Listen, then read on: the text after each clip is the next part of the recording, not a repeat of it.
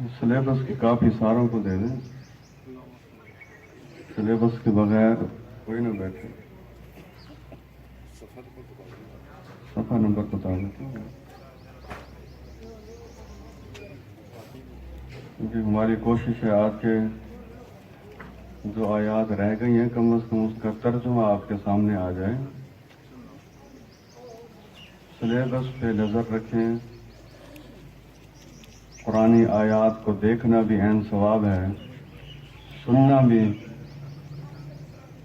अजर से खाली नहीं है। अमल और इसकी दावत सारे पहलू बरकत के साथ जुड़े हुए हैं, इसलिए तवज्जो भी मुकम्मल दें। और अल्लाह तबारक व तआला ने मौसम के हवाले से भी आसानी पैदा की है।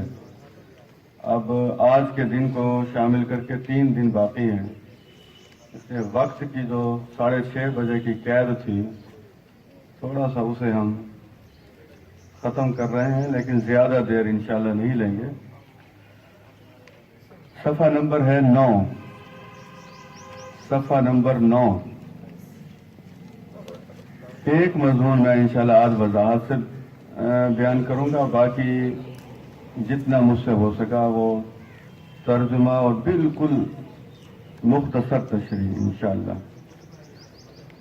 अऊज़ु बिल्लाहि मिनश शैतानिर रजीम, बिस्मिल्लाहिर रहमानिर रहीम। या अय्युहल्लज़ीना आमनू, ऐ अहले ईमान, ला ताकुलुर रिबा अज़आफ़न मुज़ाअफ़ा, बढ़ता और चढ़ता सूद मत खाओ। वत्तक़ुल्लाह, अल्लाह तबारक व तआला से डरो। लअल्लकुम तुफ़्लिहून, ताकि तुम फलाह पा जाओ। हम सारे गैर सूदी निज़ाम चाहते हैं। मुताला पाकिस्तान की किताबों में जितने आइन मौजूद हैं, खुसूसन 1973 का आइन, उसमें यह बाकायदा लिखा हुआ है कि पाकिस्तान में कुरान और सुन्नत के मुनाफिक कोई कानून नहीं बनाया जाएगा। ये चीजें तो हैं जो करारदाद मकासद है, जो आइन का भी हिस्सा है। और आजकल तो वैसे भी ये कहा जा रहा है कि गैर आइनी काम अदालत नहीं होने देगी। तो जरा खुदारा ये अदालतें और इनके जजेस ये भी सोचें कि 1947 से 2018 तक सूद का पाकिस्तान में बरकरार रहना ये आइनी हो रहा है या गैर आइनी हो रहा है ये काम। तो इसलिए करारदाद मकासद में भी ये सारी चीजें शामिल हैं। एक सवाल पैदा होता है कि अब तक इस पर अमल क्यों नहीं हो सका। ये आयत जवाब दे रही है, वत्तक़ुल्लाह वाली बात अभी पैदा नहीं हुई। ये मुआशरा जब तक तक़वे की राह पर गामज़न नहीं होगा उस वक्त तक ये असरात मुरतब नहीं हुआ करते। वो तमाम तबकात में तक़वा चाहिए। कोई इदारा हो या कोई फर्द हो, कोई मजबूत नहीं है। सारी की सारी ताकत किसके साथ वाबस्ता है? अल्लाह तबारक व तआला के साथ वाबस्ता है। जब हम ये कहते हैं ला हौला वला कुव्वता इल्ला बिल्लाह, तो नबी अकरम सल्लल्लाहु अलैहि वसल्लम के दौर में ये आयात जब नाजिल हुआ करती थी, मैं एक फिक्रा अमूमन कहता हूं, नाजिल हुक्म नाजिल हुआ और नाफिज हुआ। उधर नाजिल हुआ और उधर नाफिज हुआ। हमारी कैफियत देखिए, अहकामात नाजिल तो हो चुके हैं, निफाज के लिए कई सालों से कोशिश जारी है। अल्लाह तबारक व तआला इस कोशिश को कामयाबी अता फरमाए। तो इसलिए ये वत्तक़ुल्लाह यहाँ बड़े गौर से सुनने की जरूरत है और इस पर अमल करने की जरूरत है कि बुराई को छोड़ने के लिए उसी वक्त इंसान आमादा होता है जब अल्लाह तबारक व तआला का खौफ दिलो दिमाग में मुकम्मल तौर पर पैदा हो चुका हो। और साथ ही आज ये भी बता रही है कि कामयाबी बेखौफी से मिलने वाली चीज नहीं है, कामयाबी भी खौफ के साथ जुड़ी हुई है। जिसका खौफ जितना ज्यादा कामिल, उसकी कामयाबी उतना ज्यादा कामिल। यानी आखिर क्या वजह है इतनी पाकीज़ा जिंदगी गुजारने के बावजूद हजरत अबू बकर सिद्दीक रज़ियल्लाहु ताला अन्हु, हजरत आयशा रज़ियल्लाहु ताला अन्हा और इस किस्म के मर्द सहाबा और खातिन सहाबियात आखिरी वक्त में ये दुआ कर रही हैं और कर रहे हैं कि काश हम किसी दरख्त की शाख होते या काश हम घास का कोई टुकड़ा होते, काश हम भूली बसरी कोई चीज होते, ये जुमले हमारी जबानों पर क्यों नहीं आते? उसकी वजह यह है वहां खौफ खुदा मुसलसल बढ़ता चला जा रहा है और यहाँ खौफ खुदा पैदा करने का भी जज्बा पैदा नहीं हुआ। जब ये जज्बात पैदा होते हैं फिर ये जुमले इंसान के जबान पर भी आते हैं और अल्लाह तबारक व तआला की अजमत भी इंसान को समझ में आती है। वत्तकुन नार अल्लती उइद्दत लिल काफिरीन, उस आग से बचो जो काफिरों के लिए तैयार की गई है। व अतीउल्लाह व रसूल लअल्लकुम तुरहमून। कितनी छोटी छोटी आयात और मफहूम के लिहाज से बड़ी बड़ी आयात। अब रहमत खुदाबंदी के हुसूल के लिए दो चीजें यहां बयान की गई हैं, इताअत खुदाबंदी और इताअत रसूल करते चले जाओ, रहमत खुदाबंदी तुम्हारे ऊपर होती चली जाएगी। तो साथ साथ हर आदमी और हर खातून अपना एहतसाब भी करते जाएं कि हमारे इताअत का मामला कहां पे पहुंचा हुआ है, कौन सा शोबा इताअत से खाली है, कौन सा शोबा इताअत के हवाले से बेहतरी की तरफ जा रहा है। और दर्स कुरान या दर्स हदीस का जैसे मौलाना साहब अभी फरमा रहे थे मुख्तलिफ मिसालों के जरिए, मकसद वही है कि इताअत खुदावंदी और इताअत रसूल की अमली शक्ल को बेहतर कर देना। वसारिऊ इला मगफिरतिन मिन रब्बिकुम, और दौड़ो परवरदिगार की मगफरत की तरफ, व जन्नतिन, और उस जन्नत की तरफ, अर्ज़ुहा अस्समावातु वल अर्ज़, जिसकी चौड़ाई जमीन और आसमान की चौड़ाई के बराबर है। उइद्दत लिलमुत्तकीन, वो तैयार की गई है उन लोगों के लिए जिनके दिलों में खौफ खुदा है। कुरान खुद अपनी बात की वजाहत करता है। मुत्तकीन की तारीफ अगर किसी को समझना है या उसके बारे में वजाहत जाननी है तो आयात वाज़े कर रही हैं। अल्लज़ीना युनफ़िक़ूना, जो खर्च करते हैं, फ़िस्सर्राई, बदहाली में भी, वज़्ज़र्राई, खुशहाली में भी, फ़िस्सर्राई वज़्ज़र्रा, चाहे वो बदहाल हो चाहे खुशहाल हो, वो खर्च करते हैं। वलकाज़िमीन अलग़ैज़ा, और वो गुस्से को पी जाते हैं। वलआफ़ीना अनिन नास, और वो लोगों से दरगुजर का मामला करते हैं। वल्लाहु युहिब्बुल मुहसिनीन, ऐसे लोग, नेक लोग अल्लाह तबारक व तआला को बहुत पसंद हैं। तो ये दुआ भी साथ साथ करते चले जाएं, ऐ अल्लाह हमें ऐसे लोगों में से बना दें, ये सिफात हमारे अंदर पैदा फरमा दें। वल्लज़ीना इज़ा फ़अलू, ये वो लोग हैं जब ये कर बैठते हैं फ़ाहिशतन, कोई गलत काम, और ज़लमू अनफुसहुम, या ये अपनी जानों पर जुल्म कर बैठते हैं, तो फिर क्या करते हैं? ज़करुल्लाह, ये अल्लाह तबारक व तआला को याद करते हैं। फ़स्तग़फ़रू लिज़ुनूबिहिम, अपने गुनाहों की उस जात से माफी मांगते हैं। साथ में ये भी अकीदे की इस्लाह कर दी कि गुनाहों का माफ करना किसी पादरी का काम नहीं है, न किसी आलिम और खतीब का काम है, न किसी पीर का काम है। वमन यग़फ़िरु ज़ुनूब इल्लल्लाह, गुनाहों को अल्लाह तबारक व तआला के अलावा और कौन माफ कर सकता है? तो गुनाह की माफी के लिए किससे राब्ता करना है? अल्लाह तबारक व तआला से। वलम युसिर्रू अला मा फ़अलू वहुम यअलमून, युसिर्रू का मतलब होता है इसरार करना, यानी जो गलती कर रहे हैं उस गलती पर जम जाना। वहुम यअलमून, और ये लोग जानते हैं, यानी जान बूझकर किसी गलत काम पर जम नहीं जाते बल्कि उसको छोड़ने की तरफ इनकी तबीयत आमादा होती है। उलाइका जज़ाउहुम मग़फ़िरतुम मिन रब्बिहिम, ऐसे लोगों को बदला ये दिया जाएगा कि इनके परवरदिगार के यहाँ मग़फ़िरत होगी। कमाल बात है ये आयत, जो मग़फ़िरत का लफ्ज़ यहाँ इस्तेमाल हुआ। जैसे अभी मौलाना साहब बिल्कुल सही फरमा रहे थे कि हम सारे अमली तौर पर अगर देखें तो हमारे लिए क्या नाम अब तजवीज़ किया जाए। अल्लाह तबारक व तआला माफ़ी अता फरमाए, अच्छे औसाफ पैदा करने की तौफीक अता फरमाए। अभी जिन चीज़ों का तज़किरा हुआ है इससे पहले अगर वो 100% ही चीजें हमसे डिमांड कर ली जाए और उसका मुतालबा कर लिया जाए तो हम में से कौन है जो इस मेयार पर पूरा उतरता है?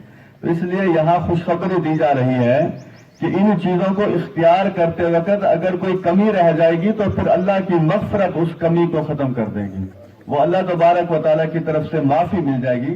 लेकिन रास्ता यही है, इस रास्ते को इख्तियार करना है। वह जन्नातुन तजरी मिन तहतिहल अनहार खालिदीन फीहा, कुछ लोगों ने अजीब बात मशहूर की हुई है, वो किसी और अंदाज में किताबों में लिखी हुई है, उसका इस तरीके से बयान करना میں مناسب نہیں سمجھتا، بلکہ میں تو ایسے واعظین کی گفتگو کو قرآن و سنت کے بھی منافی سمجھتا ہوں کہ رابعہ بصری رحمۃ اللہ علیہا کے بارے میں کہا جاتا ہے کہ ان کے ایک ہاتھ میں پیالہ تھا، ایک ہاتھ میں آگ تھی۔ پیالہ اس لیے تھا کہ جہنم کو بجھا دیا جائے، آگ اس لیے تھا کہ جنت کو جلا دیا جائے، تاکہ جو لوگ جنت کی وجہ سے نیک اعمال کرتے ہیں وہ اس وجہ سے نہ کریں، جو جہنم کے خوف کی وجہ سے کرتے ہیں وہ اس وجہ سے نہ کریں، صرف اللہ کی خوشنودی کے لیے کریں۔ اور بھائی اللہ تبارک و تعالیٰ کی خوشنودی ہی تو مطلوب ہوتی ہے، لوگوں کو اصلاح کی طرف تو آپ لانے کی کوشش بھی کریں، جدوجہد بھی کریں، لیکن ایسے واقعات اور ایسی باتیں جو قرآنی فلسفے کے منافی ہو جائیں۔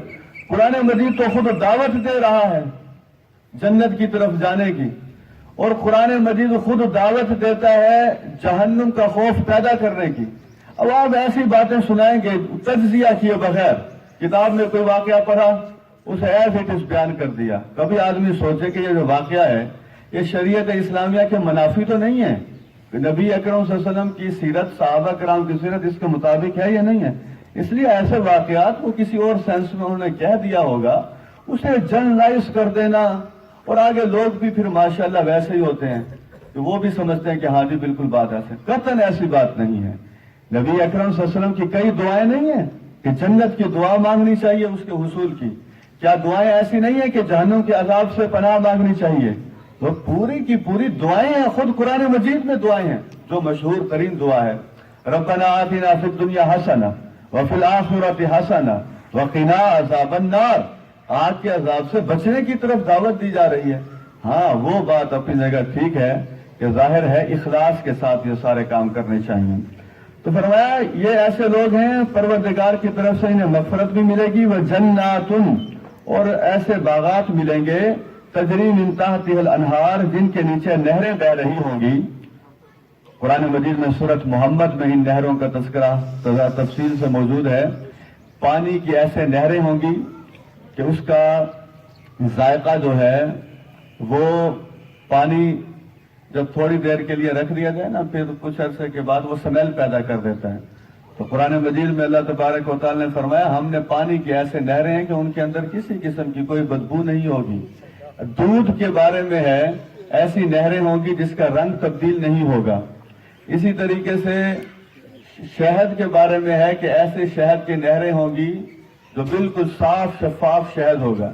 پھر شراب کی نہریں ہوں گی، اور وہ جو شراب کی نہریں ہیں ان سے بھی قطعاً ایسا نہیں ہوگا کہ عقل میں کسی قسم کا فطور آئے اور کوئی خرابی واقع ہو۔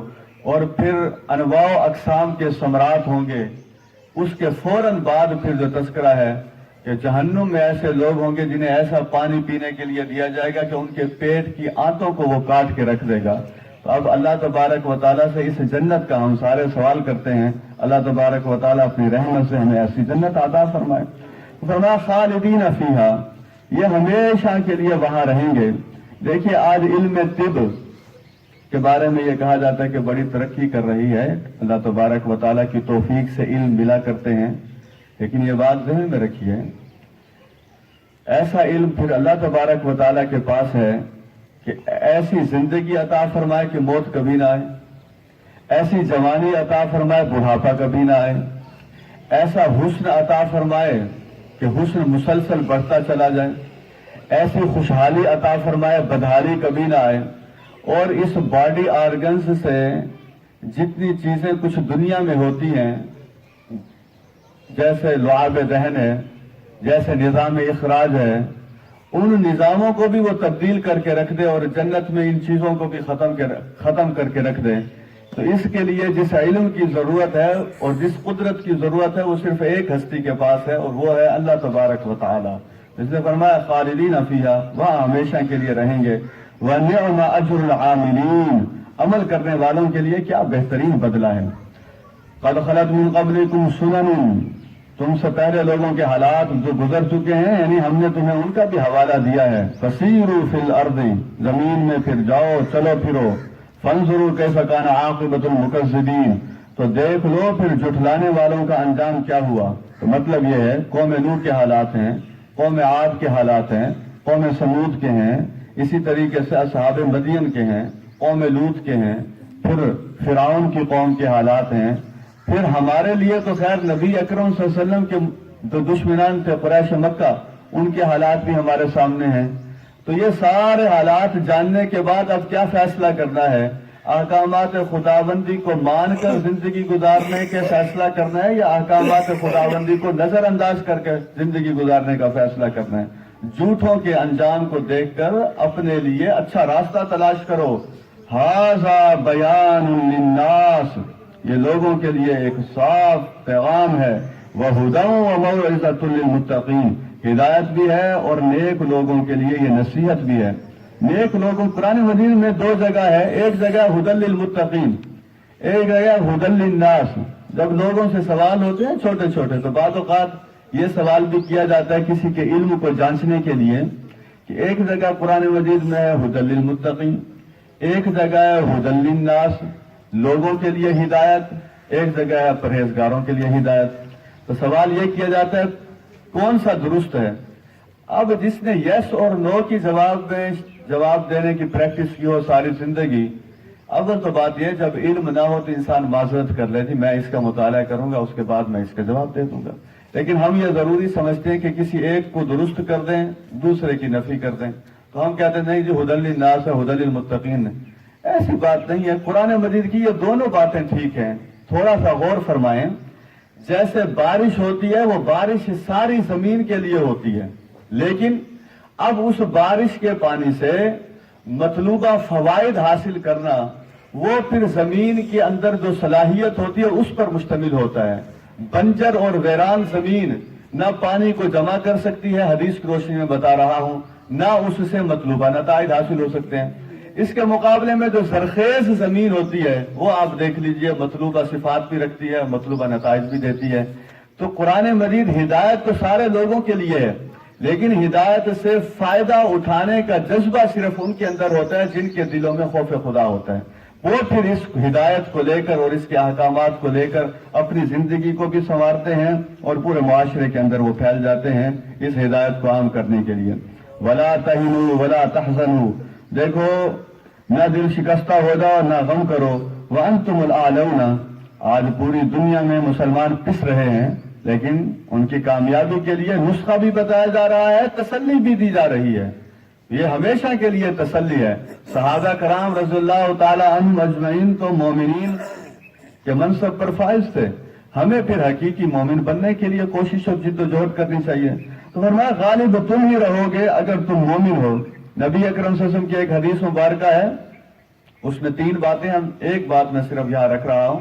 نبی اکرم صلی اللہ علیہ وسلم نے اللہ تبارک و تعالیٰ سے یہ دعا مانگی ہے کہ اے اللہ میری امت کو ایسا نہ ہو کہ یک بارگی ختم کر دیا جائے، جیسے آپ دیکھیں سابقہ امم ہیں۔ اللہ تبارک و تعالیٰ نے فرمایا نبی اکرم صلی اللہ علیہ وسلم سے، اے محمد صلی اللہ علیہ وسلم، ہم جو بات کہتے ہیں وہ سچ کہتے ہیں، اگر ساری دنیا کے کافر مل کر بھی تمہاری امت کو ختم کرنے کی کوشش کریں گے تو ہم ختم نہیں ہونے دیں گے۔ تو آپ یہ دیکھیے آج کل بھی یہ تو اللہ تبارک و تعالیٰ کی رحمت سے امت محفوظ ہے، ورنہ جتنی سازشیں ہو رہی ہیں وہ سازشیں جیسے قرآن مجید میں ان کے مکر اتنے زیادہ ہیں کہ پہاڑ ہی ہل جائیں۔ امت کے خلاف جو سازشیں ہو رہی ہیں ایسے ہے کہ زمین و آسمان سے بھی بڑھ کے سازشیں ہو رہی ہیں، وہ بھی کر رہے ہیں، ہم نے بھی کمی کوئی نہیں چھوڑی ہوئی، لیکن امت کا باقی رہنا یہ کس کی رحمت کی وجہ سے ہے؟ اللہ تبارک و تعالیٰ کی رحمت کی وجہ سے۔ ہم اگر ان چیزوں پر عمل کریں تو پھر یہ امت غالب بھی آ جائے گی۔ آئیے اگلی آیات کی طرف۔ بسم اللہ الرحمن الرحیم۔ ان فی خلق السماوات والارض، آسمانوں میں اور زمین میں، واختلاف اللیل والنہار، رات اور دن کے آنے جانے میں، لآیات لأولی الالباب، عقل مندوں کے لیے بڑی نشانیاں ہیں۔ لوگ کہتے ہیں کہ یہ دین والے سائنس کے خلاف ہیں، یہ بالکل غلط بات ہے۔ ہم کیوں سائنس کے خلاف ہو سکتے ہیں؟ ہم تو روزانہ جو سورت پڑھتے ہیں وہ اس سورت کی پہلی آیت ہی ہمیں مشاہدہ کائنات کی دعوت دیتی ہے۔ الحمدللہ رب العالمین، تمام تعریفیں اس اللہ کے لیے جو سارے جہانوں کا نظام چلا رہا ہے۔ تو یہ جو پہلی آیت ہے مشاہدہ کائنات کی دعوت ہے۔ ہم سائنس کے خلاف نہیں ہیں، البتہ ہم اس سوچ کے خلاف ہیں کہ سائنس جو ثابت کرے گی اسے درست مانا جائے۔ ہم یہ کہتے ہیں رب کی ساری باتیں درست ہیں، سائنس اگر تائید کرتی چلی جائے گی تو وہ سائنس کو حقیقت مل گئی قرآن کی روشنی سے۔ قرآن مجید نے سائنس کا مطلب ہوتا ہے عقلی طور پر چیزوں کو جانچنا اور پرکھنا، تجربات